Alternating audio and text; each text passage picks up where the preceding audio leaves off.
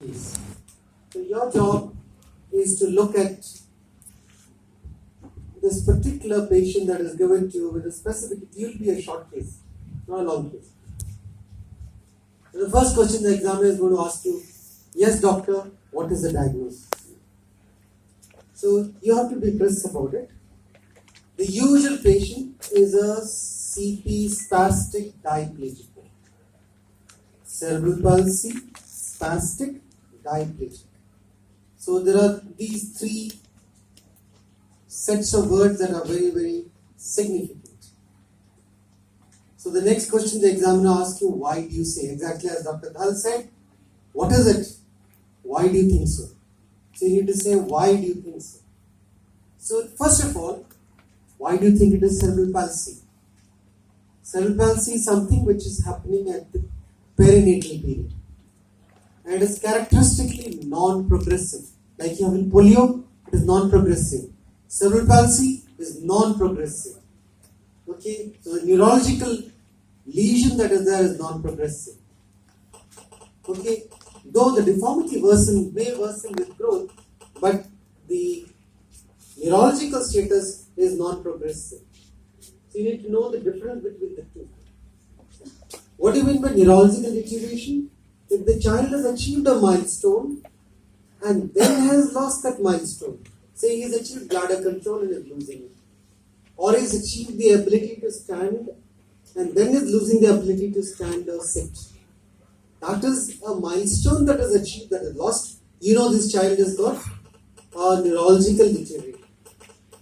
So you need to be very clear on the differentiation, and that will help you decide is it progressive or non-progressive. Your job is to assess progressive lesion, non-progressive lesion. So if you say the non-progressive, perinatal insult seems to be cerebral palsy. Okay, then you need to differentiate between is it spastic or hypertonic. Many of these children may have been hypotonic when they are small children. You see, myelinization of the nerves in the cord takes time.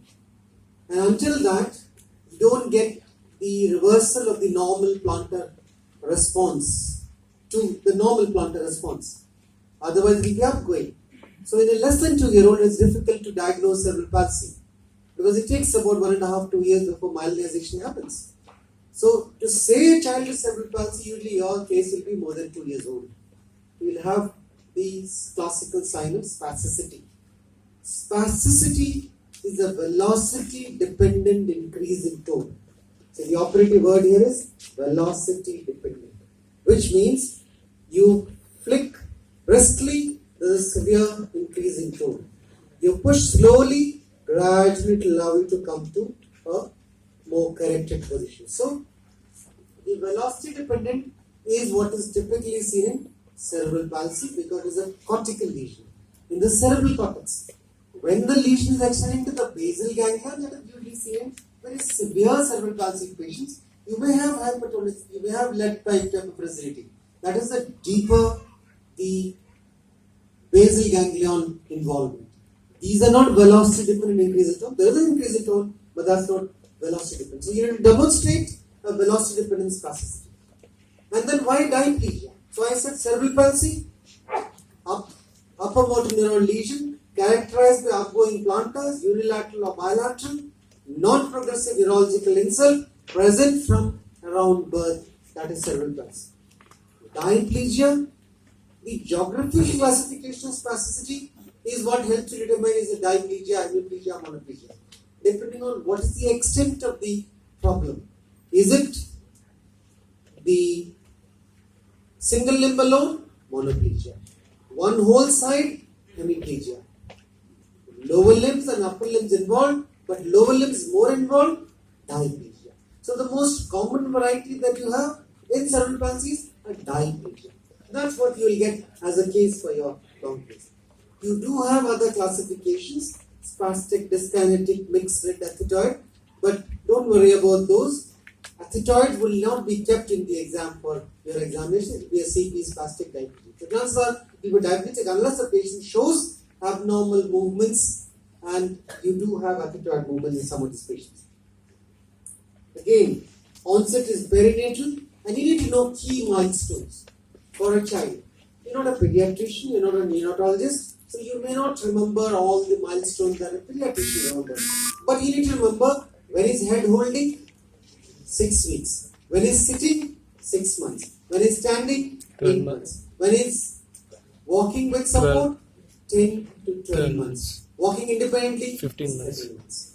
So these 5 points you must come into memory, and you know from the history that you take in the child that this child has got milestones that are showing motor 6 weeks, developmental delay. 6 months, So you have a category of 10 developmental months, delay. In that we're looking at 13 months. motor developmental delay, and that's what you demonstrate: head holding, sitting, standing, with walking with support, and walking independently.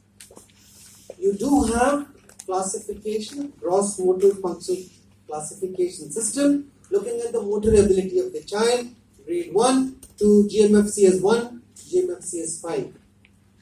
It's simple, not a big deal. So you can look at the classification. The worst case is 5, bedridden, tetraplegic. When all 4 limbs are involved, bedridden, tetraplegic. An independent community walker who is able to do everything on his own without support is a GMFCS 1. So in between you have a spectrum. So the examiner may ask you about GMFCS 1 to 5, what grade is the child coming in. One more history you must take that has significance in your management is your epilepsy. Does the patient have fits? Many of these children are on anticonvulsants. So do take the history of anticonvulsant treatment, because many of them being on anticonvulsant treatment, remember all anticonvulsants are actually enzyme inducers. And because they are enzyme inducers, they also encourage metabolism of vitamin D. And therefore, the children who are on chronic anti-epileptic drugs have vitamin D deficiency. I've had children who come to me with walking ability lost. Doctor साहब 6 महीने तक चलता था, अब कुछ दिनों से इसने चलना भी बंद कर दिया. Stop walking. So I examine, so I suddenly think that is probably the wrong diagnosis. It's got cerebral palsy.